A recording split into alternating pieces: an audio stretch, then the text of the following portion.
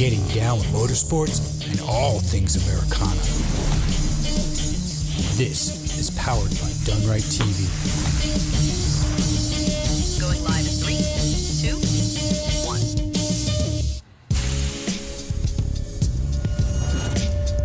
1. Celebrating the embodiment and enhancing entrepreneurship. This is Mind Your Business. Ladies and gentlemen, please welcome your host, Kelly Jeffries.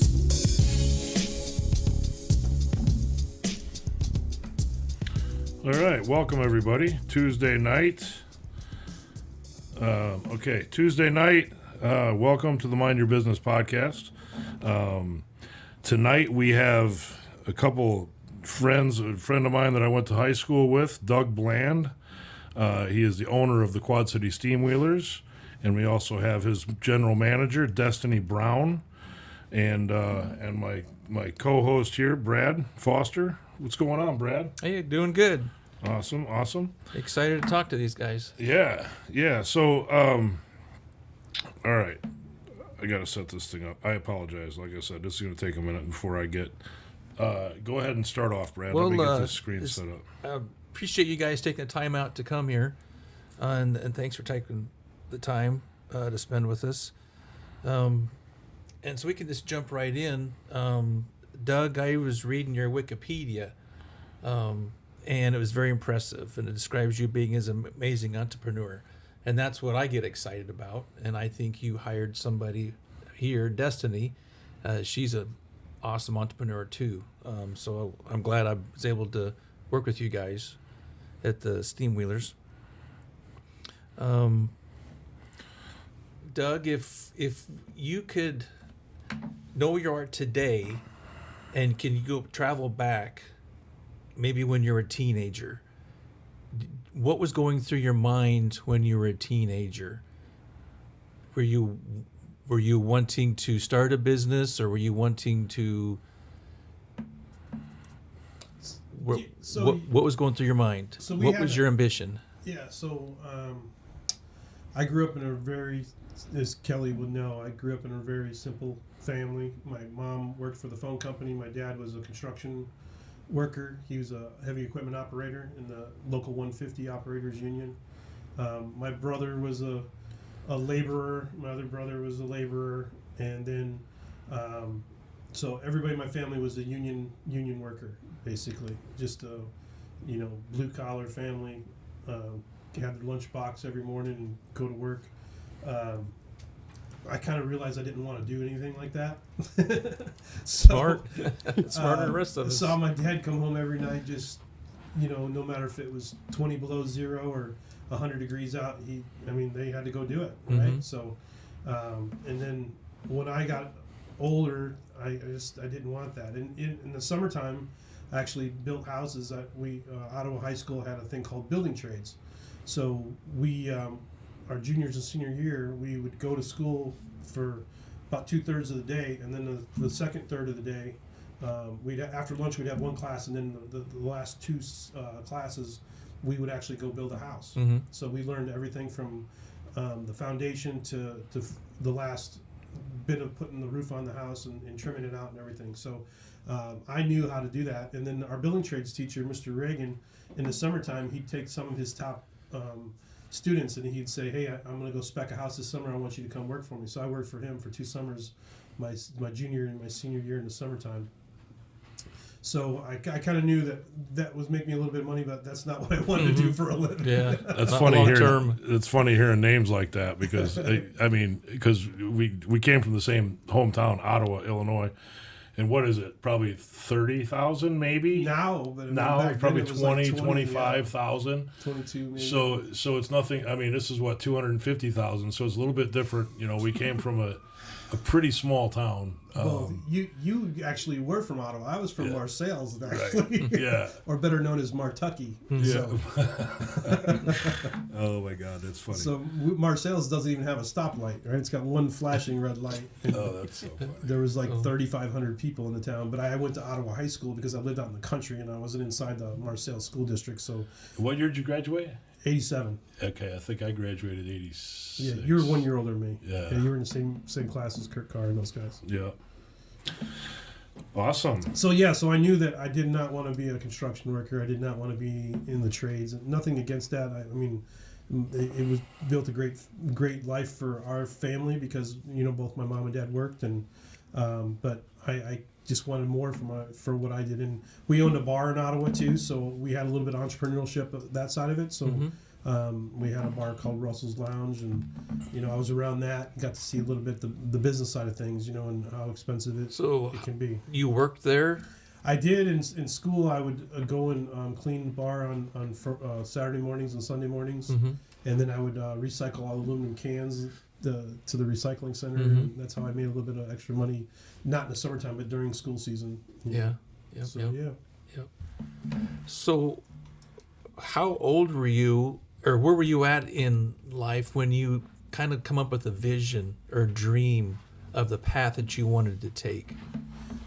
So I went to school down in Champaign, Illinois for my freshman year in college, and you played sports too. Yeah, I was an athlete down there, and I realized that somebody my size and wasn't going to make it in that level of athletics. So I learned that pretty quick, and so then I just said I want more from my life, and I had a contact in Huntington Beach, California, and it was a friend of my mom's, and they had an aerospace company out there, and I just literally, Kurt Carr and myself, which is another buddy that Kelly graduated with, we hopped in my yellow IROC Camaro with about 2 weeks worth of clothes in the back, and we headed to Newport Beach, California, and I stayed there for 16 years.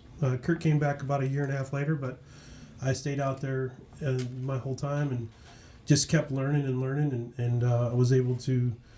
I got into the event business. We were doing music festivals and concerts and that type of stuff, and just kind of used my sales ability to learn in that, selling sponsorships. And my big break in my career came in 1996 when Roger Penske announced that he was going to build the California Speedway in Fontana, California. And I went to in 1994, I went to the first Brickyard 400 in Indianapolis.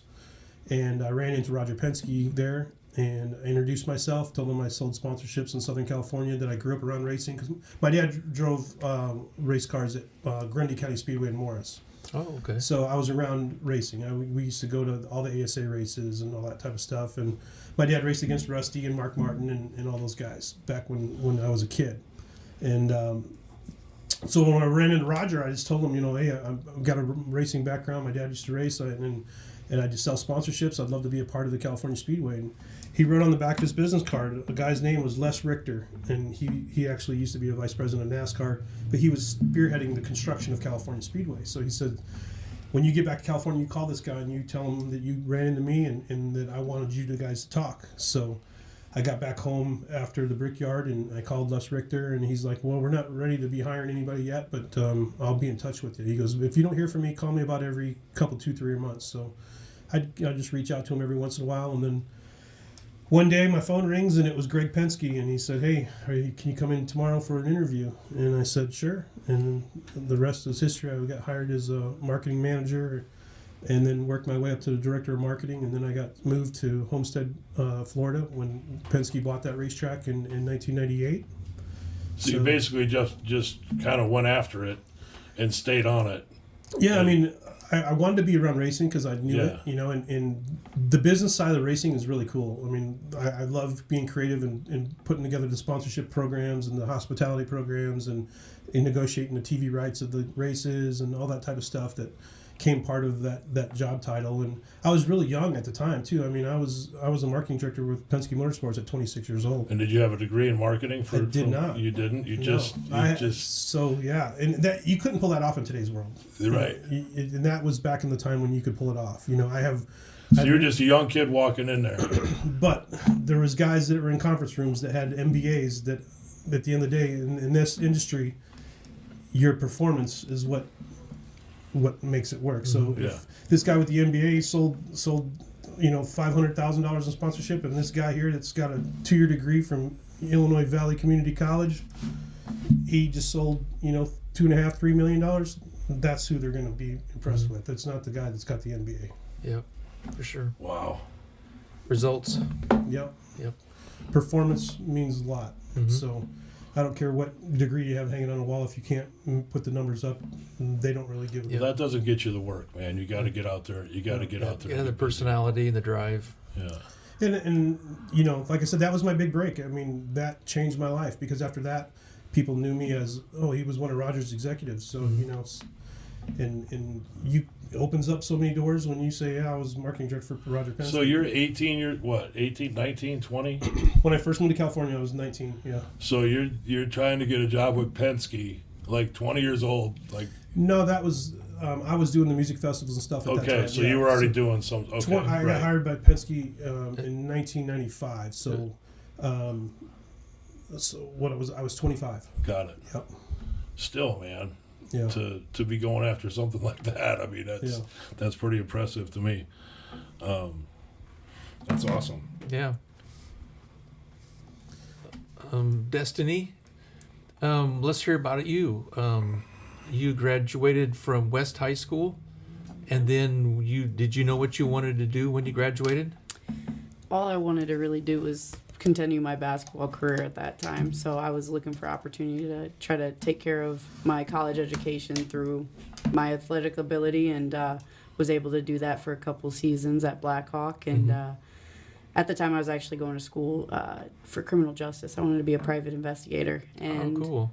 yeah, and I ended up getting in a pretty bad car accident. Got hit by a semi out on I-80, and I didn't know that. yeah, and so basketball was kind of taken at that time, and I was like, I'm not ready to give up sport. There's too much around it that I love, and the environment and just being a part of it. So it opened another door, and that's when I learned about the University of Iowa and the sport and recreation management program that they had out there. And so I was like, I'm not ready to say goodbye to this type of environment, and I'm going to put my passion into that instead. And Yep, that's so you're when not a quitter. No, not so much. I can contest to that 100%. So She never says uncle. yeah. So I had the opportunity to go out there and learn from some of the best, Dan Matheson and Packy Moran, Anna Jensen. That crew out there, they just they give so many opportunities, and I was able to get involved in practicums and work for the Chicago Blackhawks for a summer alongside some other of my classmates. And then in 2018, that's when I saw the announcement about the Quad City Steamwheelers making their return to the area, and I had always known I wanted to work in football. Basketball was the passion, like to go out and play it, but there's something about football that I absolutely loved, and the indoor game was always something I was fascinated with, especially with it, its inception being right here in this area. And so I saw that Doug was going to be at an event actually right down the street here at the university, St. Ambrose Did you University. know Doug already? No, had no idea who he was, but I had read some stories and some press releases about what he was trying to do and how he was approached to bring the team back to life, and I thought that was a really amazing thing, to be from the area and to have had the successes that he had. And then also to be running the team that he was down in Texas, and to want to bring that back to his, not so much direct community, but in the area, and kind of being passionate about bringing that level of professional sport back to the Quad Cities. So, like I said, I saw he was going to be at an event. It was actually called Buzz into the Sports Business. St. Ambrose was putting it on, and I think that might have been maybe your first event was in recruiting interns. Yes. And yeah, so I actually drove down. It was just me and Anna from the University of Iowa. All the other students backed out for whatever reason, but this was my hometown, and like I said, I heard Doug was going to be there. I wanted to take the shot to kind of have that conversation with him. One thing led to another, and January rolled around the corner. And obviously at the event, Doug and I got to have a brief conversation. There was a lot of people that wanted to talk with him and chat about what he was trying to do alongside Coach Ross. And so some time had passed, and then one day I got a phone call. He said he found my card on his desk, and he said, He remembered you. When can you come start You for made me? an impression. Yep, and so that's when I started driving back and forth from University of Iowa. Pretty much every other day, I think, at that point. Just trying to get things rolling, learning from him, just wanted to be a sponge. Obviously, he had so much experience and so much things that he could teach me in this industry, hands-on. And so, from that point on, you know, I had some other opportunities to go on and work in the NBA. I actually ended up signing a contract to work for the Brooklyn Nets, and then some things happened there, and Doug said that there was an opportunity here for me to continue on with the Steamwheelers, and I haven't looked back since. Oh, that's awesome. Awesome story. So one thing I can tell you about separating yourself from everyone else, you know, when I saw Roger Penske at the Brickyard, I mean, you know, he's Mr. Brickyard. I mean, he's won how many Indianapolis 500s and all that stuff at the time.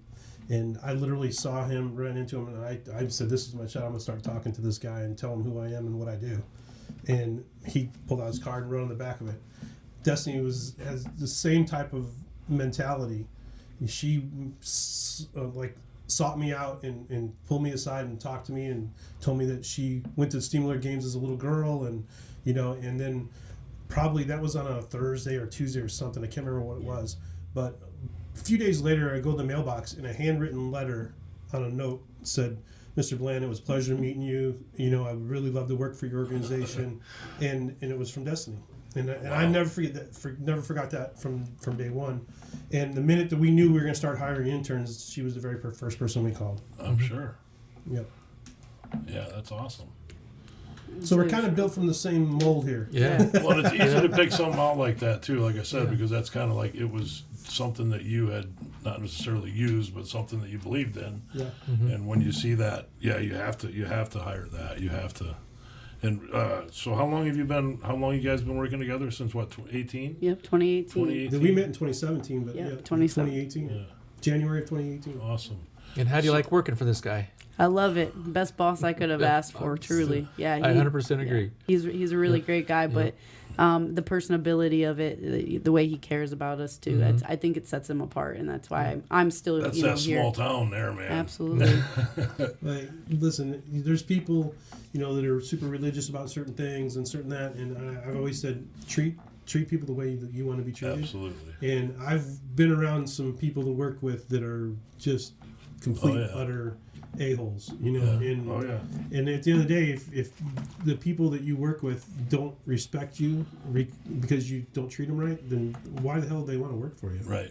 You know, and Destiny will tell you, I mean, I'm the first one that's not going to just say, oh, I'm too good to do that. I'll be out there putting decals down on the field. I'll be putting banners up. I'll be putting backdrops up. I mean, there's nothing that I'm not willing to tell them to do that I wouldn't do. Yeah.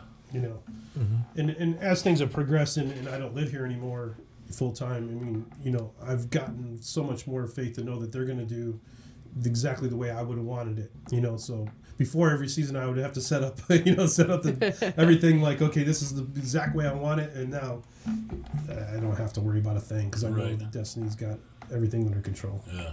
She does. That makes all the difference in the world, man. Yeah. So that's awesome. So let's talk a little bit about you guys just finished up the season, right? You just finished up 2025 season. You got a playoff game this Saturday coming up. Okay. Yes, yeah. How'd you guys do in the season? Number one seed. Number one seed. Yep. Well, I don't know how you get any better Can't than beat that, right? Absolutely not. That's awesome. And where are you playing home? In the Quad Cities? Yep, right here at the Vibrant Arena on Saturday. Yeah. Yep. What time? 3:05 p.m. So an afternoon game. Yep, we're gonna try out the afternoon game. You know, come on over, enjoy the game. Try to obviously play nice with other events that are going on in the community. Sure. Obviously, we know the Mississippi Valley Fairs this weekend, and just giving people the opportunity to be able to engage and do all things possible that they can during the weekend. Who's your opponent? We are playing the Jacksonville Sharks. Jacksonville Sharks. What's their record? They're You're number one seed, so they're number 6 they're seeders. 10-6. 10-6. Yeah, there was actually a 3-way tie within the 3 other teams in our conference. So a pretty competitive season. Absolutely. I would definitely say that the Eastern Conference you didn't really know what was going to happen up until that last game this past weekend. So, I mean, you kind of knew who was in, but, to have that type of competitive record across the board. Sure. We did lead from start to finish, though. So we started the season off 7-0 and never looked back. So really? We were first place the whole entire time. And what was your final record? 11 and 5. 11 and 5. Yeah, and Saturday night, we knew we already had the number 1 Sure. seed locked up, so Yeah. we pulled some of our starters, Of course. and we still only lost by 1 point. But Yeah. if we pushed the issue, we could have won Saturday night for sure. But Yeah. no use risking getting somebody hurt, especially our quarterback. And Sure. you know, when you the only outcome that changes who we're going to play as an opponent. So we kind of were looking forward to having Jacksonville anyhow. So. Absolutely. Absolutely. little strategic thinking there. So, Doug, what's your proudest moment in your whole career? That's a really tough question. Really tough You got question. a lot of them. Um, I think when you were 25 years old doing what you were doing. that was pretty cool. I have two. I'll say memorable experiences and then proud experiences, because one of the most memorable experiences was the grand opening of the California Speedway in 1996. Jeff Gordon and Dale Earnhardt are on the front row of the race, and we worked 96 days in a row without a day off to finish the track. We literally the track finished construction on Thursday. All the motorhomes and the teams and everybody showed up on Thursday, and that's how down to the wire it was to get the track done. We had to sell all the sponsorships, sell all the tickets. I mean, it was a complete sellout. Every bit of inventory that you could possibly sell as a sponsor was completely sold out. And we had sold Napa on the title sponsorship of the race. It was the California 500 presented by Napa. And the president of Napa was going to be in the pace car. And Greg Penske told me, he goes, Doug, because he knew I drove little race cars, you know, and he's like, Doug, you drive the pace car. Take the Napa guy with you. So here I am in the pace car of the inaugural California 500 with the president of Napa sitting shotgun with me. And I look in the rearview mirror and I see the big DuPont and the big GM just warming their tires up. And they look like they were this far off my bumper. Yeah. And I'm just looking at, you know, I'm a kid from Marseilles, Illinois. I'm looking in the back and Dale Earnhardt and Jeff Gordon are like inches off my bumper. Wow. And I'm that's just crazy. like, man, this is cool. Yeah. I'll bet. So So that was you- one of the coolest experiences, you know. And then I got to do all the Victory Lane celebrations and all that stuff with everybody from Dale Earnhardt Jr. to Jeff Gordon to Mark Martin. I mean, you know, I ran, because of the marketing and the event side of it, we ran all the Victory Lane stuff back then. So, and then Roger would send me to, like, we owned 5 tracks at the time. We owned California, Nazareth, Pennsylvania, Homestead, Florida, Michigan International, Rockingham. So when we didn't have a race in California, then Roger would ask us to go help the crews at the other tracks that we owned. So I'd travel a lot to those tracks and, you know, help them with Victory Lane and pre-race ceremonies and all that kind of stuff too. So you're about like Destiny, don't sleep much. Yeah, back in the day, yeah, back when I was her age, yeah. Yeah. But it was, but probably my proudest experience was, I have 2 of them. One was in 2022 when our team went all the way to the national championship. We're the smallest team in the league as far as market size. We have the smallest staff. We have the smallest budget, and you know, and we took on everybody, and we were 2 points away from being, you know, national champs. Wow, that's impressive. A lot of heart. That was pretty cool. And then the other one probably was when I owned the Extreme Dirt Car Series and I had sold NVE Pharmaceuticals a 10-year sponsorship for $13 million. At the time, it was the largest sports sponsorship in its kind at the time. And, you know, it was pretty cool to pull all that off. And it concluded a TV package on Fox Sports 1. At the time, it was called Speed Channel, but it turned into Fox Sports 1. And That's awesome. It was a pretty big deal. I mean, they were talking about it all over on NASCAR Race Day, and Kenny Wallace and, you know, Jimmy Spencer on that show were talking about, you know, how Doug Bland in the Extreme Dirt Car Series just put this monumental sponsorship deal together, and it was pretty cool just to see all that hard work come. And it was something that I owned. It wasn't something that Roger Penske owned that I just have to be a part of it. It was something that I developed. You know, That would make you very proud. so long-winded stories there, but that's That's what we Those want are to hear. pretty That's big what we're here stories, for. though, man. Yeah. 13 million Yeah. yeah. from Stacker. That's amazing. 10-year deal for $13.5 million. Something like So that. you mentioned a little bit ago that you have some experience in car. So you've driven. You have What were you driving? I've driven asphalt and dirt both. I've got feature wins in asphalt and limited late models, Pro 4s, which are like a little downsized late model with a 4-cylinder engine in it. Yeah. And I've actually got one wing sprint car victory. No kidding. Yeah. What's it- Feature win. Them I love sprint the sprint cars, cars. man. We had them last night, and they're just a different animal, dude. I mean, love Have them. you ever driven one? No, my I can't God. get in a race car, dog. You know, I mean, shit, I'll never get out of one. I'll be like, People I'll ask sell me- everything. I have one car. I'm sleeping in it.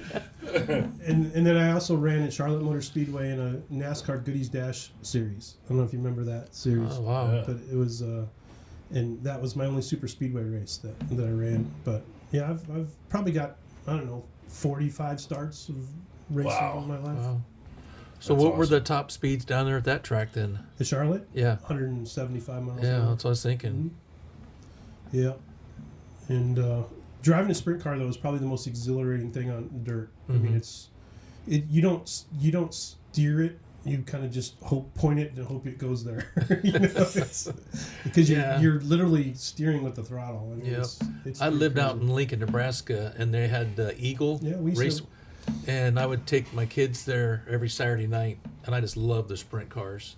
Yeah, And we they're my series used to crazy. go there every once a year. We come to Eagle. Yeah, Yeah, the Yeah. Extreme Dirt Car Series, and they have a Tampa series.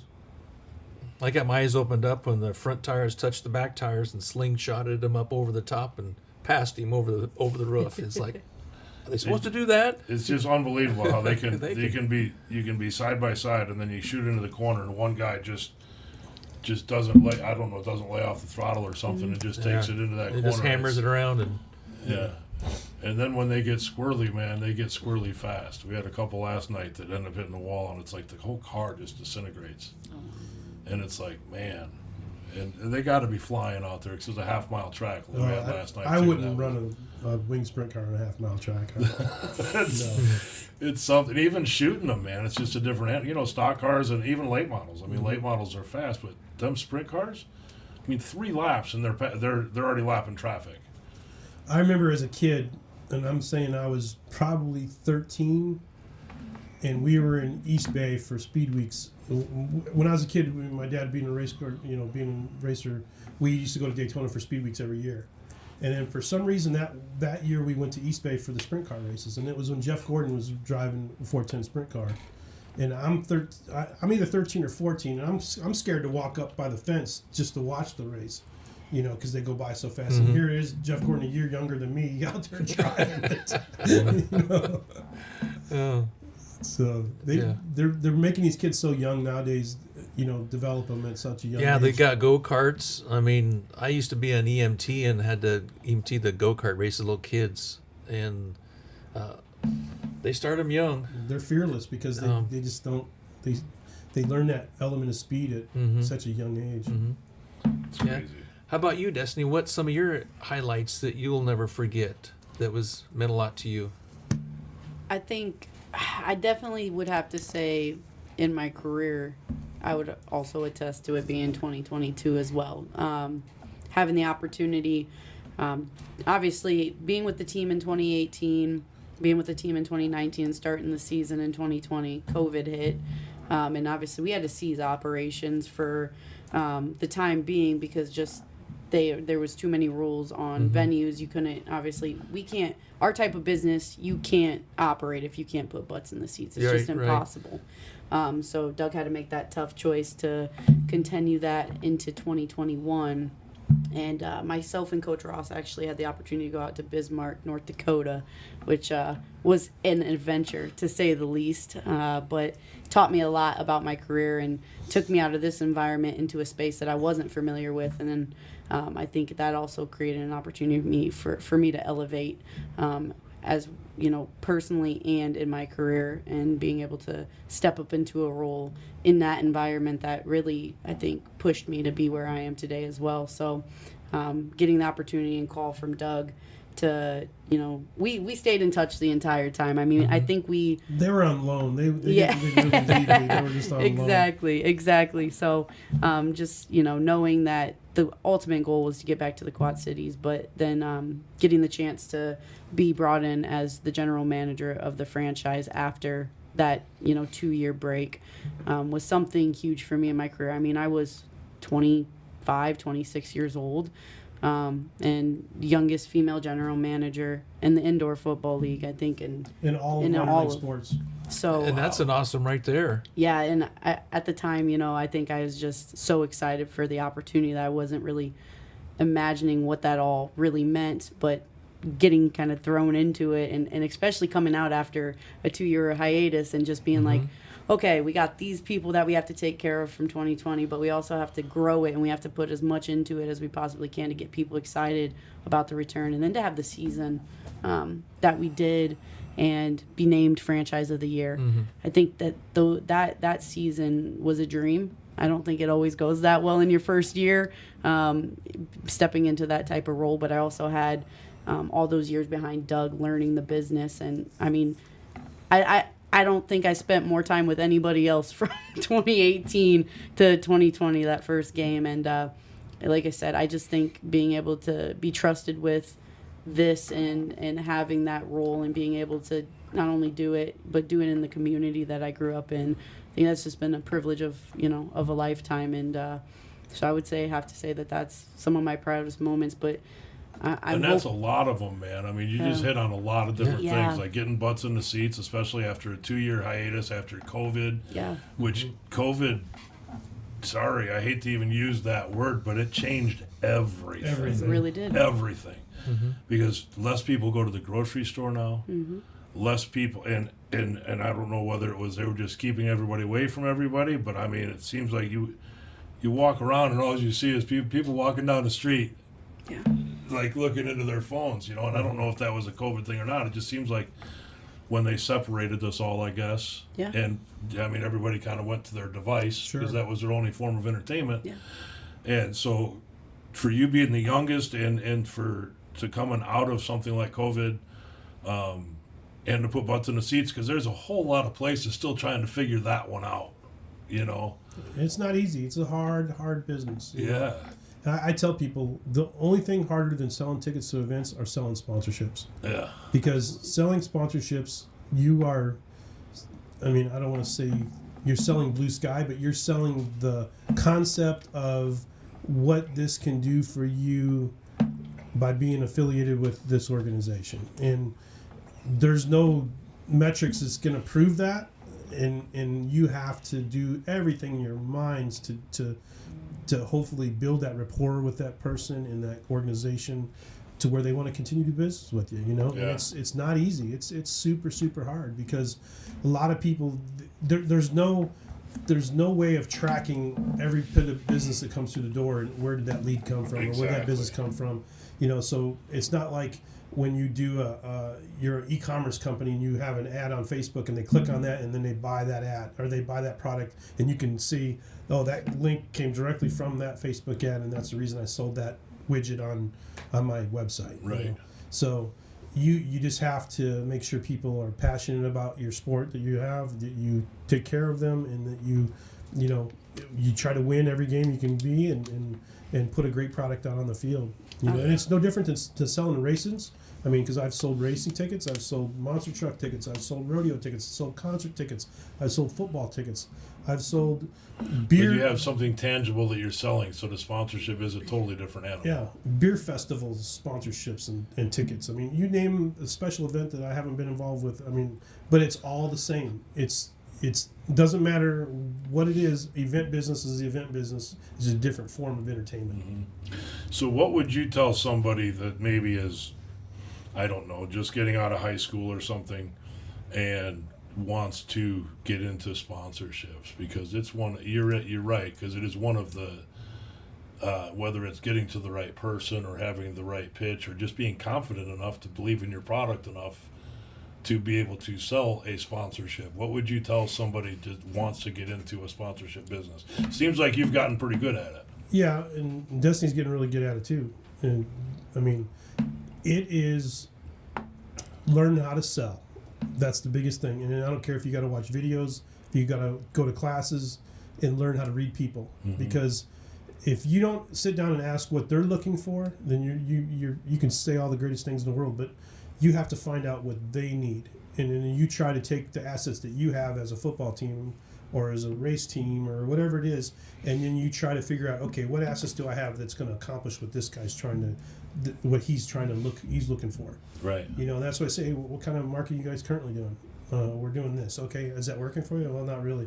What ultimately, what are you trying to accomplish? Are you trying to get more exposure? Are you trying to get more leads? Are you trying to get more bookings? I mean, depending on the type of business, you just have to start asking questions. When you start asking questions, you log in those answers in the back of your mind, Right. and then you know how to move the conversation to the next direction. Because you know, yeah, man, well, we did this and it didn't work, and you know, we sponsored the what's the baseball team?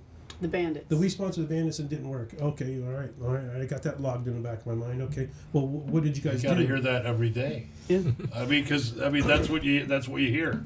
absolutely. That doesn't work. I mean, you know what I mean? Yeah, and so you have to maneuver the conversation of finding out what they need, and then figure out all the things I have in my toolbox. And my toolbox is all the assets and inventory that I have as an organization. What's the best piece of inventory that I have that's going to accomplish what he's trying to do, and then that's what you try to go with.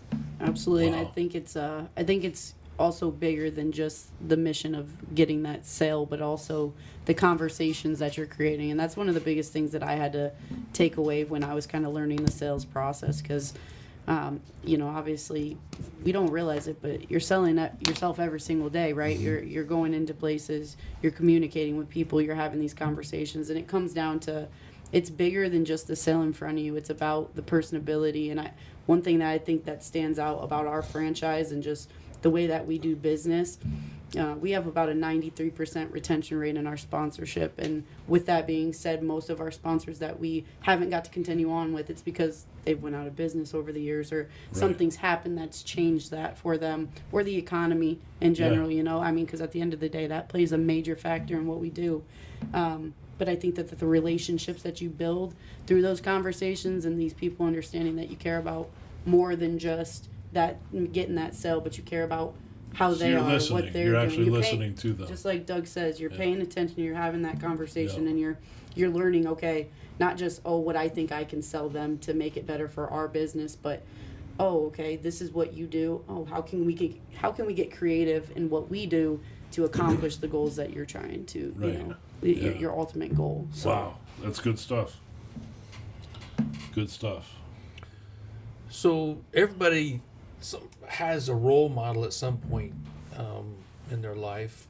Who was your role model, or who is your role model? Do you have one? I'd say the person that molded me and saw that I saw the professionalism and the partnership building was Roger Penske. You know, so Yeah. if knowing that I got to sit with that guy in meetings and listen to him dissect, you know, after we might be in the car back after the meeting and he'd say, what did you pick up on that? I mean, just listening to the conversations after the fact and seeing how he would ask these questions and I mean, the guy, I mean, look at his record. Everything he touches turns to gold, right? Yeah. So Yeah. I was so lucky as a 25-year-old kid to get to sit in meetings with Roger Yeah. freaking Right. Penske, you know? And look what happened to you. Dude. Yeah. Yeah. So I mean, he don't remember probably one minute of that, but I sure do. Yeah. You know, and I was telling somebody about Dale Earnhardt Jr. when he got put into the NASCAR Hall of Fame a couple years ago. Him and I, we went to SEMA one year, and it was right when they were moving me to Homestead. So we had to go to SEMA. It was in Las Vegas, and I had to take a red-eye flight because the last race of the season for the Busch Series used to be in Homestead. So they were actually kind of offering me the position to move to Homestead. So they said, we want you to go to SEMA on Wednesday and Thursday, and then Thursday night take a red eye to go to Homestead and check it out and see if you like it, and then we'll talk to you about, you know, maybe sending you down there. So I get on the plane Thursday night from the red eye from Las Vegas to Miami, and sitting right next to me is Dale Earnhardt Jr. Yeah. And at the time, he wasn't Dale Earnhardt Jr. He was Dale Sr.'s kid that, was racing late models. He wasn't even a Busch Series driver yet. And I'm sitting there talking to him, and he's like, "Yeah, I get to stay on my dad's boat this weekend, and I'm running he's gonna run his first Busch race that he's ever ran before. He's gonna run it." And he was running this Wrangler paint scheme, and him and I were talking, and so he probably don't remember that conversation, but I remember it like it was yesterday because it was so entrenching to see this kid. Him and I we're a couple years apart, but we started our careers almost the exact same time, and then he ended up winning the Busch race 2 years later at California Speedway. He ended up clinching his Busch Series championship at Homestead, where I was the marketing director, and I literally got to, hand him the trophy and all this stuff. And these two kids, he was 22 and I was 25, were sitting on an airplane together, a couple years earlier, talking about how cool this is, Yeah. So That would have been exciting. yeah, and I haven't seen him but a couple times since then, and like I said, I think I posted something on social media. I'm sure he don't remember hardly any of those conversations, but it just I sure do because Yeah, it was it's such ingrained. a cool I thing. bet he for me. does though, man, because just like you knew with her, that when you got somebody's attention, you got somebody dialed in, you remember that guy. Whether you know what I mean. I think that he probably does remember. We have a lot of mutual friends. Like there's a couple of my really good friends that are good friends with him, but I've never been to his house. So I've never been like Kyle Busch. I've been to Kyle's house and all that stuff, but Dale Jr. and I have just never had connected on a personal level like that. Yeah. Even after I moved to Charlotte. How about you? Who's your role model?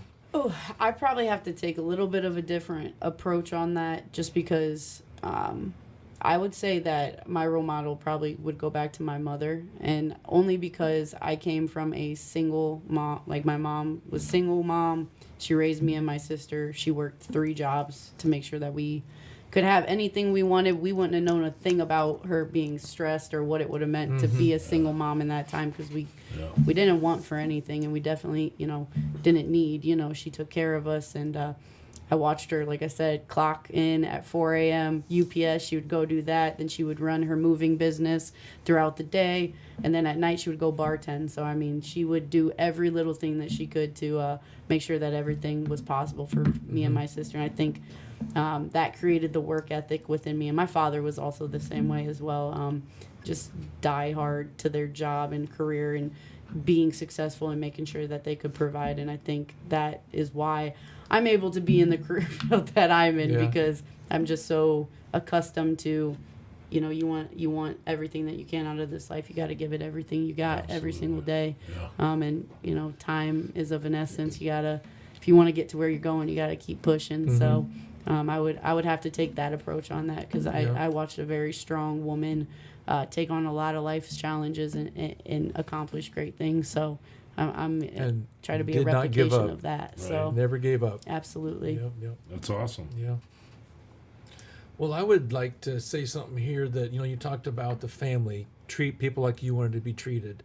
And I've been with some other companies that didn't have that philosophy, and I'm no longer there because of that, right? And so it's kind of funny. It's maybe magnets kind of go together, not knowing, realizing that. And so a magnet between you two, right? How that happened. And then I'm not sure how we got introduced. I know it was I went down and sat in your conference room, Yes, sir. and we talked about taking pictures. And next thing we know, I got there at 3:30. Next thing you know, it's 7 o'clock. And I didn't pay any attention. So I was learning, and she's telling me about the Wheeler family, and I could just feel it. And I could feel this as an organization I'd be much happier, working with and stuff. And it's throughout the whole team, the players, the dancers, the employees. All I see is one big family. And I think that is amazing. And where does that start with? The top. Oh yeah. Starts at the top, right? Well, you hired her, because of that, right? And I'd say it may have started with me back in 17, 18, 19. But since I've been away, Destiny's taken the bull by the horns and has done all the day-to-day operations. I mean, I'm still involved. Don't get me wrong. I'm still selling sponsorships. I'm still trying to look at the 10,000-foot view of this, and trying to figure And out. that's the exact same expression I use. Look at a problem from 10,000 feet, isn't it? Yeah. So, but I mean, it's so much easier to do this knowing that you've got somebody that thinks the way I think, and I told her, spend the money like it was your own, and that's what I have to do because, ironically, most of the people who own these teams are multi-millionaires, and unfortunately, I don't have that many zeros in my bank account. People think I do, but I'm not like just this is a tax write-off because most every owner in this league, their football team is their tax write-off. They don't care if they lose $250,000 a year. Yeah. If they lose $250,000, no problem. That's less money I'm paying in taxes. Yeah. If I lose $250,000, I'm on the street corner with a cup looking for a way to get lunch that day. Yeah. So Well, the other part of what I was going to go with this is the family part, and then what goes on up here is what can I do better? We always talk about doing things. What can we do different? What can we do better? And that's the way I think, and that's how I got attracted to you, the family, and we were sitting at church at 7:00, and then I would go over there 3 or 4 times before before the tires hit the pavement. Yeah. And we're snowballing ideas and doing stuff, and that's what I love. Absolutely. Because I lay in bed at night thinking about things, and I'm attracted to this guy. And so all 4 of us here. Yeah, and I think that you guys do a great job with the entertainment aspect of it because people aren't just going there and watching a football game. Right. And There's I so hate- much more. There's It's a party so much with the more to football it, game right? going Yeah. on in the back. Yeah. And there's a lot of events, there's a lot of events that people go to a race or to an event where you don't have that, where you don't have that entertainment value. Because every time there's a break, you guys got stuff going on or stuff on a big screen. I mean, so I think that's important. And I think that there's a lot of businesses, tracks, or whatever, not necessarily tracks, any kind of a sporting event like that I think in today's age, if you're not engaging with the customers on a constant basis, you're going to lose them. yeah, you have to be the attention span with people in today's world, especially the younger generation, is a nanosecond. If you bore them for a minute, they're checked out. You know what I mean, you gotta And you can't get them back. Yeah, you got to constantly be engaging with their, igniting their brain with some kind of sounds and visuals and things that happen nonstop to keep their focus on what's going on. Yeah. Wow. You guys are awesome, and love talking to you. And I was gonna say too, one thing about I think something that's really special that, like from my viewpoint, obviously Doug's been this has been his ground zero, right? He started. He's the one that brought it here. The really cool thing that I think I've been able to do over the years is see it outside his perspective, but also through it the opportunity that he's created to see it from his perspective.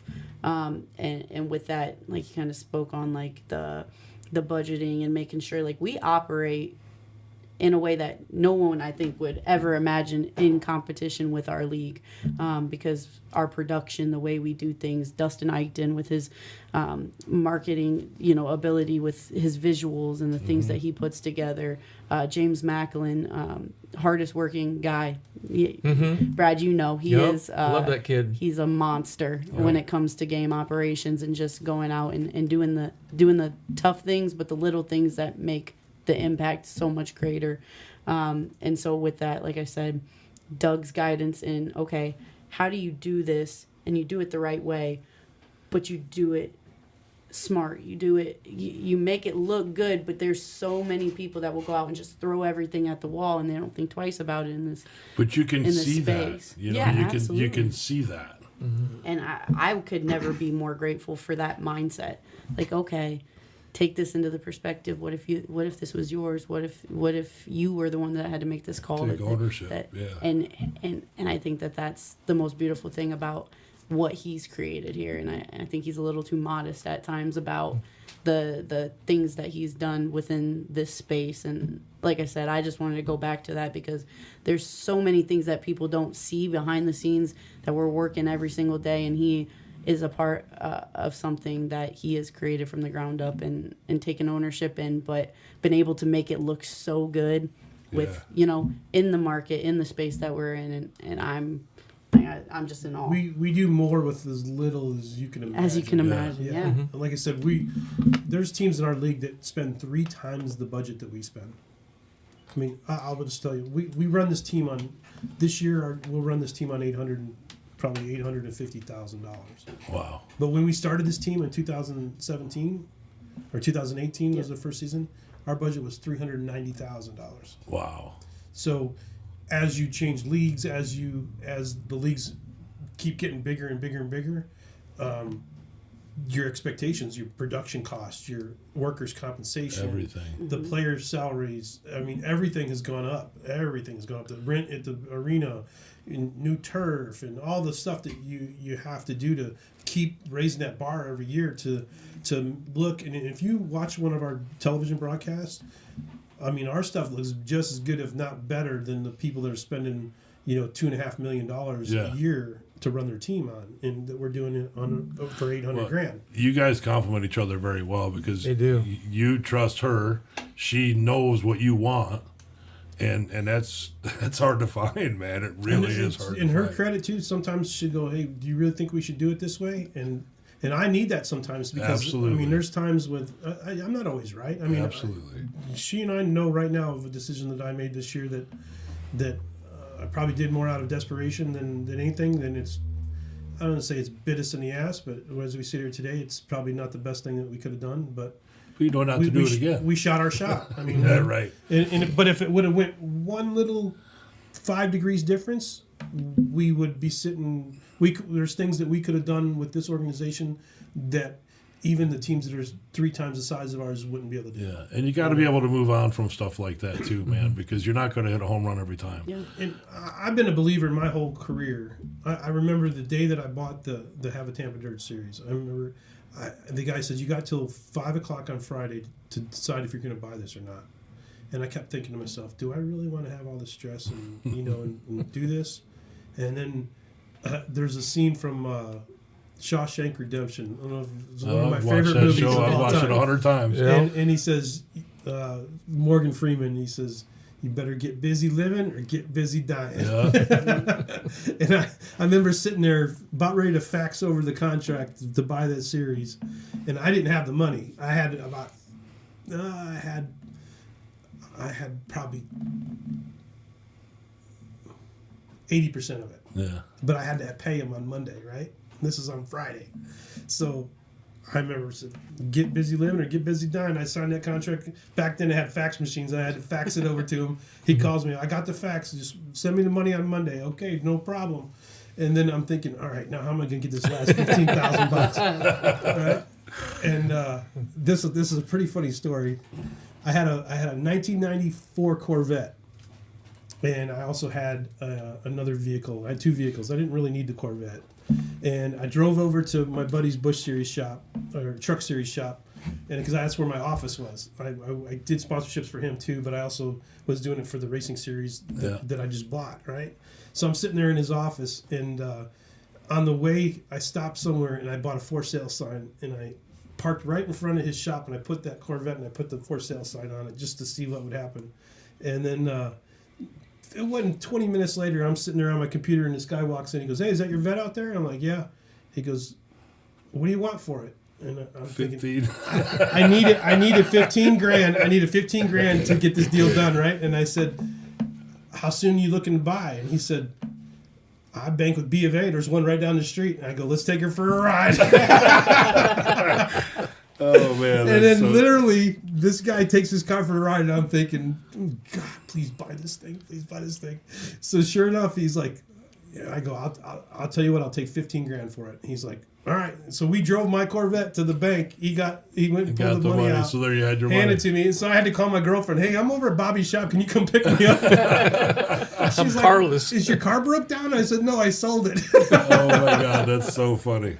And That's right. that literally, I think I had $2,000 left over I had to wire the money to him Monday morning, and I was the proud owner of the Have a Damn Dirt series. Wow. And then, move forward. I sold a $13 million sponsorship on it a year later. So if you don't risk, put yourself out there and make a risk, you're never gonna get there, Yep. man. No. And we took a risk this year. We did, but it could have went either way. Sometimes you win them, sometimes you lose Yeah, them. yeah. That's a fact, though. But you're right, man. If you're always shooting them single shots, that's all you're going to get. I mean, you gotta take that swing once in a while, man. You have to. And even though it's scary, and dude, I've done that for the last 20 years, man. I mean, you miss one, and it's like, oh man, I mean, it happens, but you can't let it consume you. You just gotta. But if you don't throw it out there, you ain't never gonna hit it. One door opens, one door closes, another one opens. So but the moral of that story is if you sit there and just play it conservative your whole life, I mean, you're never gonna have that opportunity to get to that next level, because you have to take a risk at some point to make it pay off. Yeah. And you might lose. You might lose 3 in a row, and then that fourth one you might just knock it out of the park. As long as you're learning from what you're doing, but Well, I tell you that I bought the Have a Tampa Dirt series for $50,000. All right. wow, And then I sold it to the World of Outlaws in 2005 for $675,000. and look at them now. Wow, Yeah. that's impressive. Say if you're not making mistakes, you're not moving forward.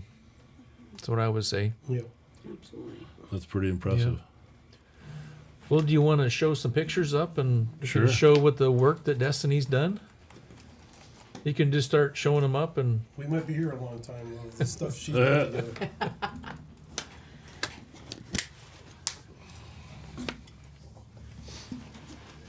so the pictures will come up here.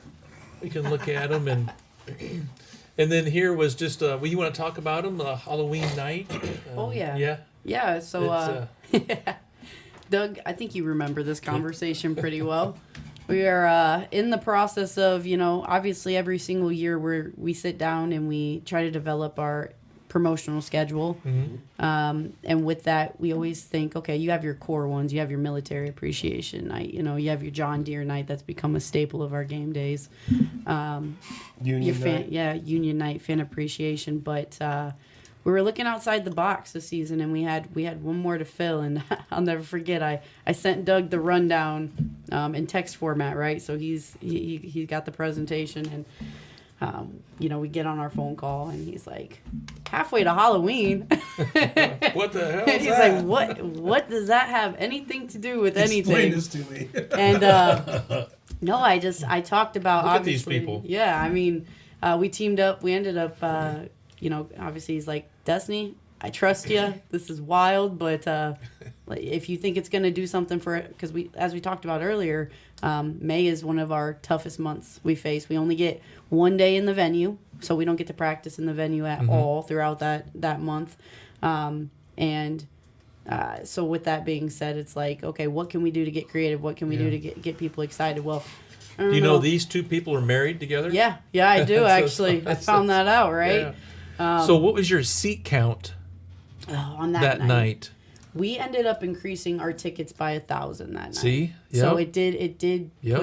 it did bump us up, and I think that nobody really could have fathomed what we were going to put together. I mean, as we were kind of spoke about, we put together a haunted house. Like, we teamed up with Asylum of Mad Dreams. They're out there in Cordova, and And that's we where these said, people are from. yeah, let's bring it to life. Like, let's make this absolutely insane. Let's market the hell out of it, and let's get people excited. And you had Halloween themed footballs. Yep. Halloween themed jerseys. Yep. When we bring something to fruition, we go big. And as you can see, They had their special effects artists that they utilized throughout the month of October out there helping us out. Some of these people, I mean, they go to these conventions in Vegas and California, and I think that was a brand new costume that she had. Yep, their that was new mask. that she just got. She Yep. lives out in Cordova. She's in that club. Or Yep, that group so- out there. But yeah, I think, like I said, now that we've done it once and we've got the footage, we've got the content of it, I can't wait. I'm hoping Doug gives us the green light for this one again next season because You have it right here now. Increased 1,000. Yeah, you know, That's, absolutely. what percentage is that? You know, Yeah. it's a good percentage. Oh yeah, and like I said, it's something that was just different off the wall and caught people's attention. And I think again, people love Halloween. May is halfway to Halloween. It's just a fun and creative way that I think we could do something outside the box. Because again, we are bigger than a football team. We are creating entertainment beyond the product. Because again, at the end of the day, you can't. You know, Coach Ross does a great job recruiting each season, and he brings in great guys. But you never know what your product's going to look like, right? So you got to find other ways to get people excited, Right. bring them in, find different niches of groups that you can kind of speak to. And Yeah. I think that's exactly what we did this year, and I'm excited to watch it grow. Yeah. Hey, you know, remember one of our conversations was I got really enthused about everything here and it got me pumped. Mm-hmm. And I said I wanted to take it upon myself. What can Brad do to increase 1% Absolutely. the seats? And I remember telling you that. And that's, you know, I try to do it with this and show everybody what the Steamwheelers is about. It's not just a football game. It's an experience. Yeah, and I know I know the fans look forward to seeing you up there on the concourse booth now. Where you're all set up with your photos and you're able to create those memories and grab photos. That's something that we never had before, and I think that was a great addition to the fan experience too. So. Yeah. Well, I'm sitting here learning a lot too because I feel like I've known all this stuff, but I've been in a different environment for the last few years, and I mean, for some reason I think about going to to a Steamwheelers game or going to a Blackhawk game, and the game is like not even what people are there for most of the time, right? I mean, if it's a playoff game, hell yeah, right? Everybody's, but it's about what's going on. I mean, it's the energy. It's the energy in the air. Yeah, it is. It's and even after the game's over, they go out on the field and they have Yeah. autographs and they have auctions. People don't leave after the game's over. Yeah, it's like you go to a rock concert and a football game broke out, or a pop concert or whatever. I mean, we try to make it, as nonstop entertainment, and it's if you're 8 to 80, you're going to enjoy yourself. There's gonna be something for everybody. Yep. Yep. And then if you look at our crowd, I mean, there's people in walkers and there's people in diapers. I mean, it's Yep. And I try to take pictures of all ages. Yeah. I do. Yeah, I try to absolutely. capture them all. we have so diverse fan base. I mean, it's crazy how wild it is. When I design the ads, or not design the ads, when I structure the ads on Meta for Facebook and Instagram, it's like, all right, who your target? Well, everybody. from obviously it doesn't serve ads to anybody that's under 18, but 18 to 65. I mean, that's our core. But really, if you look at the numbers, it's probably 35 to 55 is the spike. Got Mr. Bubba himself right there. That he just did a good play, if I remember right. Interception or something. Yeah. Yeah. Yep. He get to Yep. wear that for a little bit. With the turnover chain, which was a Doug Bland special right there, which I Yeah. think we had the element, but to actually implement the chain was. We were the first team in the league to do it, and now everybody's Everybody copycat. has. Us. And we even have a song that goes with it and everything. It's pretty Why cool. wouldn't you? Yeah. And there's something to be said about when you see those smokestacks on those helmets and the uniform designs and things like that. I mean, it's a production all around. I mean, we get to be so creative within this realm, and especially when we talked about sponsorships earlier, when we get to create different elements for all of our different partners within the community. So it's a really unique space to be in. Again, you're not just there for football. It's something bigger than that. Our signage system is a remake from my racing days. Is it? Yeah. So when I had the Extreme Dirt Car Series, and we would travel from racetrack to racetrack all over the country, right? So instead of having 40 different banners that you had to, roll up and know what they are, we'd print one big long stream of banners of all of our top sponsors, and then roll it up at the end of the night, and then put it up on the fence line. So it's like a 8-foot tall by 150-foot long banner that you would just put all the way along the fence, and then at the end of the night, you take it down, cut it down, and then roll it back up, put it in the trailer, and off to the next racetrack. So, and that's what we do on the dasher boards here. I think you should get into another racetrack and start promoting racing again myself. We might have one around here close We by. might have a couple. Let me tell you what I was planning on doing, especially if this other project would have went the way we tried to take it. But I had in my mind that I wanted to put on the largest dirt race in the history in history, like a $5 million to win. Kind Oh my of race or God, something dude! like that. Let's do it. But that was when I thought I was going to have this the sponsor money that was crazy money. But that I kind of was already thinking about it. Man, I'd really like to do something that would change people's lives in that industry. But who knows? You never know. Wow. You got a lot more to accomplish, Doug. Yeah. Definitely. Absolutely.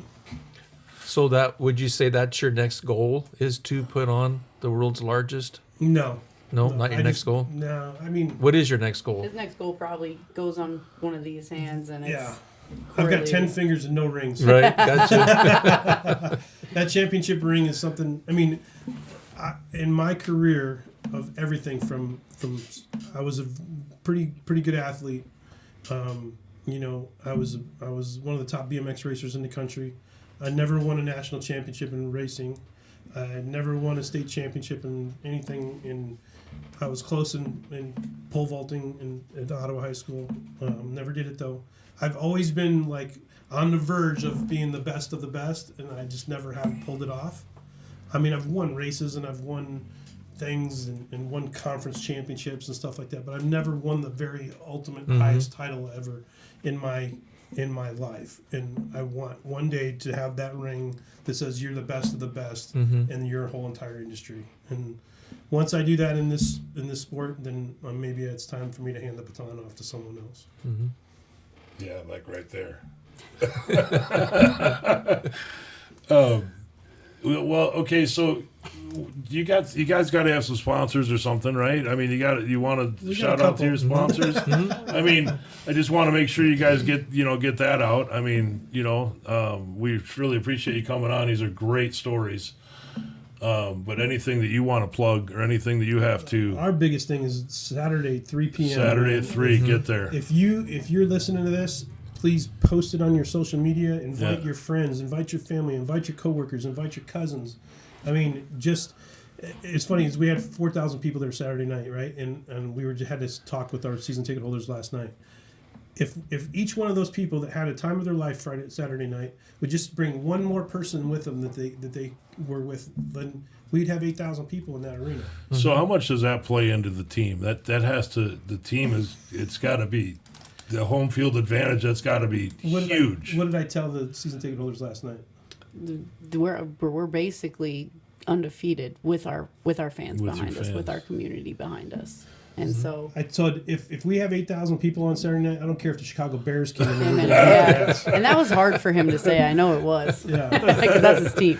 Because I mean, that's what I'm saying is that when you have 8,000 screaming fans behind you, you can't lose. How are you going to lose that game? Yeah. Right. So I mean, we trust us. We went to Jacksonville and they probably had 8,000 or 9,000 people in there easily, and it's hard to be competitive in that environment, man. It's so hard. Because you can't hear nothing. You can't. I mean, when we're calling our plays, it's quiet, right? But when they're trying to call their plays, it's so damn loud you can't hear nothing. Isn't that the truth? Wow. So we will have that home field advantage for sure in Whaler Nation on our side. But I mean, let's face it, it's hot outside. $10 ticket gets you inside. Weather's undefeated, or indoors is undefeated, and you got one of the best teams in the IFL. I mean, we're in the East, we're the best. In the Western Conference, you got the Bay Area Panthers, who are that top seed too. There's no reason not to come out and at least see Get what some we of that have energy, right here man. in this Get some of that community. energy. Absolutely. Watch history being made. Like I said, 18 years since the last time we had a home playoff game. So Really. And they used to fill it to the rafters, so there's no reason that we can't have that Yeah. same energy and that same backing from our community. So what do you think? 6,000, 8,000? What do they hold over there? 8,200 in its current configuration. Yeah. would pack How hard out. is it going to be to put on a dirt track race in there? You couldn't do it. I mean, they do it at the Dome. Come on. they do a series out in the parking lot of Vibrant Arena. Yeah. It's like every one Sunday each month during the summer, and our guys. It was so funny. One day our guys were coming in and they pulled their cars around and they're just running like figure eights and things like that throughout the parking lot. And our guys are like, "What the heck's going on here?" I'm like, "Man, you guys could check out what Doug used to do. This is nothing." Oh, that's great. Yeah. It's I mean, I would love to see 6,000 to 8,000 people there. That'd be, and then the good thing about that is they're going to have so much fun. And if we win, we come back the very next Saturday night for the whole Eastern Conference Championship. So, I mean, we have a back-to-back potential to put it all on the line. And it'll be the next Saturday, Yep. The right ninth, here in town. Yeah. Yeah, because we're number one seed. So Yeah. number one seed has home field advantage Yeah. throughout the whole playoffs. Yeah. Yeah. You know what I heard people talk about the most before the game Saturday was the dollar beer night for the fans. And they're saying, well, what do you get? Just a little cup? And I says, no, I think you get the 16-ounce 16 tall ounce. boys. You're kidding? Seriously? Yep, and we Yeah, have that's- 24 ouncers and 25 ouncers on sale this weekend for $3. So I mean, it's not $1, but still, It's big ass. That beer. It's like That- $1.50 yeah. because two beers, 24 Correct. ounces, is like Yeah. 2 beers. correct. So I mean, still finding ways to try to make it, not only And it's only with the $10 a product, ticket. but That's yeah, You know, and this picture here, I remember posting that, saying with my caption is put a plan together, work your plan, and you will win. And then I had score yeah, because they just scored a point or scored a touchdown. yeah.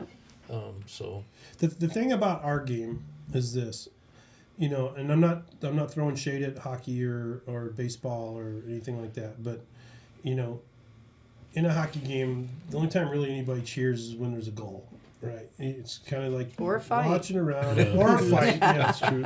but in our game, you got a big hit and a sack, you got an interception, you got a touchdown, you got a fourth down stop, or I mean, people are just jumping up and down and screaming just during those type of plays. You might have 30 of those plays a game, whereas Yep. when you got 2 or 3 goals a game, And that's the energy in the air that everybody talks about, especially Yeah. me. And I remember, I think, a second game, you're standing beside me, and I'm looking around, and you said, "Brad, are you having a good time?" And I said, "Yeah." I can see that because look at the smile on your face. Just looking at everything and the energy and just in one drive, you might have 4 or 5 plays that people get up and stand up and just cheer like crazy Yep. because it's that electrifying. and that's what I try to capture, especially this guy here. Yep, loyal season ticket holder right there. Yep. That's Brad. Yep. I remember him coming into our office.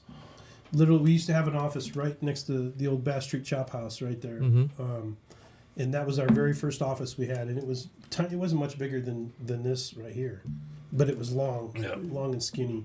And he came in the minute that we announced it. We didn't even have furniture and stuff in there, and he was like, "Can I buy my season tickets?" He had his mom with him. Remember? Yep, Yeah. yep, Because absolutely. They're together all the time there. He's deaf, Yep. so he had somebody with him that was like filling out the paperwork, and first game in, he's there and he's pumping up the crowd, and he's That's he's impressive, Locked man. in. he's a That's super seriously fan right there impressive. now. Yep. I gave him an 8x10 the other night. I love it. Yep. Wow. Oh, And you got all your help there. yep, Lizzie, and Yep. what we do would not be possible without our interns, and she is one of the greatest. We extended our internship program to also feature PT interns to help out with Craig. because he's a busy guy. Is He's got that all his daughters that help him? His daughters are a part of it. Obviously, Yeah. that we preach this family aspect, Yeah. but no, Lizzie's actually a grad from Augustana, and she's actually going on to grad school next. So that young Yep. lady's going to be a doctor by the time she's 24 years old. Really? Yeah, That's awesome. Now her. that's his daughter, Craig's daughter. Yep. That's does she have a sister? Because they're Yep. together all the time, and I got a Oh, picture yeah. of both of them, and I gave them 3 8x10s, one for Heck each yeah. of them and one for their mom. Yeah, and Craig is actually he was the trainer for, I think it was the 2007-2008 team. If I'm correct me if I'm wrong there, but so he has roots from the original days and loved it so much that he wanted to come back and be a part of it. Now that we're back, so Yep. it's a really special thing. Yep. That's awesome. Heck yeah. Well, we're a little over an hour. Is there anything in closing that you'd like to add, Brad or Doug or If you had Destiny? somebody young coming up, what advice would you guys give? Learn to sell. Yeah. Absolutely. If you can sell, you'll be able to get a job in any sports franchise in the country. I don't care if it's racing, football, basketball, baseball, hockey. And that starts with rodeo. listening. You got to listen. If you can sell, you're going to be a commodity within their organization. Okay. Good advice. Absolutely. And I guess I would just extend off that and say, you never know who's watching. So just continue to work hard and push through, do the things that other people don't want to do. Again, like Doug kind of spoke on, he would never ask something of his staff that he wouldn't be willing to do. I'm the same way. And I think you lead by example in that, but I think people see when you have that kind of heart in your chest that 100%. you don't Yep. care what else is going on around you. You're there to do what you're supposed to do, and you don't care how long it takes you or if you're doing it by yourself, as long as it's accomplishing the goal that's the bigger picture in the end. So, And that's something I always tell people too, as a parent, that I learned later in life, that as a parent and your kids watching you, you are never ever not setting an example. exactly. So Yep, that's a fact. Well, wow, I'm like mind blown here, man. Yeah. This was really Yeah. good because this is really good. It's just things that you don't think about every day. You know, you get kind of, I don't want to say caught up, but basically you get Bogged down sometimes. you get bogged down. You get focused on making shit work, I guess, or just kind of doing the next thing, man. But this is impressive. The other- really the impressive. other- You guys have done amazing. The other message that I would give to people: learn to sell. But then there's something that always stuck with me, and it's a saying that says, "If you fail to prepare, then prepare to fail." Yeah. Yep. Because Yep, if you go into something without some kind of a plan first, then your energy gets spread everywhere. If you kind of focus on a plan that you know what Like you're a shotgun, trying to, just bladders everywhere. Yeah. it reminds me of this administration. Let's shoot and then aim afterwards. See what falls. No, I don't want to get political or nothing. But yeah, so you got to have a plan, and then it doesn't have to be the best plan, but you got to have some kind of direction. Because 100% agree. otherwise, you're kind of spinning your wheels, not knowing. If you got a plan, then you know if the plan's going off track or not, Yeah. and then you can make an adjustment. Yep. But You can if- help guide it. Yeah, keep but it if back you don't have on a plan to track. go for, you don't know if you're going good or going bad, and Yeah. next thing you And know, that- like, and oh that's- man, we're doing bad. That's all part of it, man. The failure is mixed in there with all the good stuff. But if you don't have some sort of a plan to follow, then you just get lost, man. And I think that there's a lot of that in today's world. But I don't know, man. The people focused. I don't know, man. It's a different situation. It's a different world we're living in today. The kids that are coming up now, I mean, we have some really good young kids working with us, but I mean, there's so many. It's kind of scary, to be honest with you. The people that are going to be leaders when we get old and stuff. If they're going to have enough wherewithal to steer the ship in the right direction. Yeah, that's. Yeah. right, Well, Doug, on that one, I'm gonna start working on that for you. I'm gonna make a quick career change real quick on well, that. but the thing is, man, is I mean, it's different times, man. I mean, when we grew up, we were on bikes.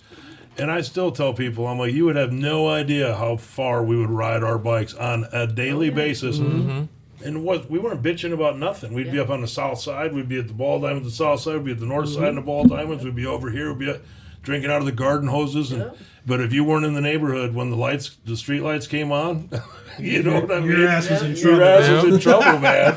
And there- it's like, and now it's like, it seems like you see it too much, man. Where you got people that, I mean, I guess it's a babysitter, but I just hate seeing that when you got a little kid with a tablet.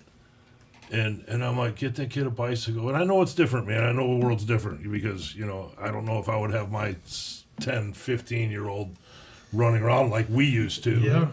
But good Lord, man, it's like it's crazy. And I'm too attached to my phones just like everybody else, I guess. But it's kind of scary that, like you said, that, 10, 15 years, these kids that are Looking for their safe space. yeah, and they don't. I don't know, man. I'm not trying to knock anything, but it's just, it's just. I mean, We did grow up in the best generation. we of did. ever. We had to, we have, did, And yeah. if we wanted something, we were told no until we figured out how to get it.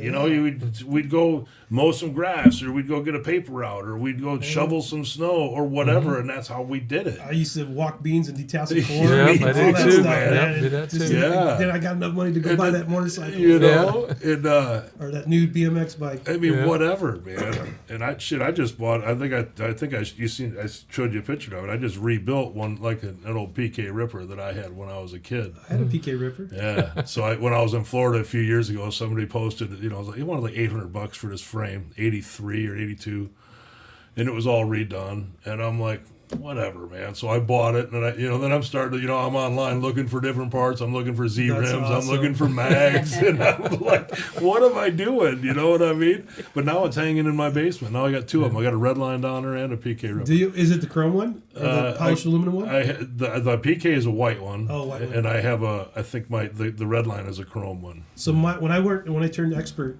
in 2000 or in 1983, I turned expert, a 13-year-old expert, and my first expert bike was a PK Ripper. I love that bike. And I then love my bike. In 1984, when I started touring, we would go to all the MBL War of the Star races. Then I got a hutch. Yeah. I traded my PK Ripper for a hutch, and that was like the bike. to Yeah. have. Oh yeah. Yeah. Yeah. And Proline was the one I always wanted. That was the one that the one with the red like arrows on it. Mm-hmm. But then I found that PK Ripper, and then when I moved away or whatever, I was trying to keep it, and I gave it to my little brother, and then his storage shed got broken into, and it got ripped off, and I'm like, God damn it! I wanted to keep that thing forever. I currently have a GT Do ya? BMX bike, a cruiser, that 24 Yeah. inch racer. Yeah. Well, Casey Killer So, says, "Hey, Destiny and Doug, best owner and the general manager in the IFL." There we go, Casey. Yeah. Thank you, Casey. Thank you, Yep. Casey. And then Rob, let's go Wheelers. Rob's another super fan of ours. Yeah. Yep. That's awesome. And then Jeff He's Hunter. he's a big piece of that Joe Crawl beer smash. Oh, yeah. line there. Yeah. Yeah, he's one of the And don't ever let him talk you into go playing him in bowling. bowling for Yeah. money, because he'll Clean you. he'll take your money. He'll take your money in no time. Oh, that's funny. Was it 2019 or something? Yeah, when me he- and Pedroza and Corey went and bowled with him. He's like he's I don't know, I forget how many 300 games he's he's had, nasty. but, Really. he's just nasty. It's good. he bowls 300 games like we bowled 200 games. Yeah. I think he even goes through all the girls. Yeah. I'm really attached to these beautiful young ladies. Yeah. And they're all sweethearts. Yeah. Oh, And when I first started in the springtime, I can tell now that they have got a bond between them. Oh, yeah. And they look out and take care of each other. Oh, yeah. Just like family. Heck yeah. I would say Megan Johnson was a big piece of the puzzle, even to connecting obviously you to the Wheelers. Yes. Yep. She and us was. getting She to reached work out to me together, to so see if I'd be interested. she's Because I never gave it a thought. yeah, she's good people. The MC of the Quad Cities for sure, and I can't wait to go see what that girl does with her career as well. Mhm. An incredible dancer. I was just giving her a shout out at the season ticket holder event the other day, just saying I don't know what that girl doesn't do. So Yeah. Oh, wow. She's going to be great. on here in 2 weeks. It's gonna be an awesome cool. show. Yep. I'm gonna have to Yep. tune in. Heck Yep. Yep. You remember GTs, right? Oh yeah, yeah, definitely, definitely. Well, guys, we gotta thank you for having us on. Yeah. For Yeah. sure. No, Please, well, thank thank you for coming Yeah, in, thanks man. for coming and Best sharing of all your luck. life histories and stuff and Yeah. stories Oh, and yeah. Some great stories. sharing. Hopefully we can Absolutely. come back with some hardware. Well, Yeah. you're gonna come back with some hardware, Absolutely. And I'll be there Saturday. Yes, And absolutely. if you guys make it to the championship game, I'll be there. I'll cancel a show if I have to. There you go. Yeah. Just hope for like Berkey last week. He's like, oh, we're rained out, so I'm coming to the game. Well, if I didn't have a show Saturday, I'd be coming because we only got a couple shows left. The season is winding down, and then Supernats is coming up. But yeah, dude, I kind of miss it, dude. Honestly, because like I said, I've been, I've been doing this, and I love doing this. But there's an element missing from what I'm doing, and I think that there's a lot of it that I'm seeing on these screens that I think could help not just the racing industry but any industry. It's that energy, it's that. I don't know, man. It's like I said, I'm kind of mind blown a little Yeah. bit. Well, it's like football and a lot more. And then if we could apply the same thing to racing, we could have racing and a Yeah. lot more. You can just Oh. apply it what they're doing to anything. And that's why I wanted to have you guys here. For Appreciate sure. it. So Awesome.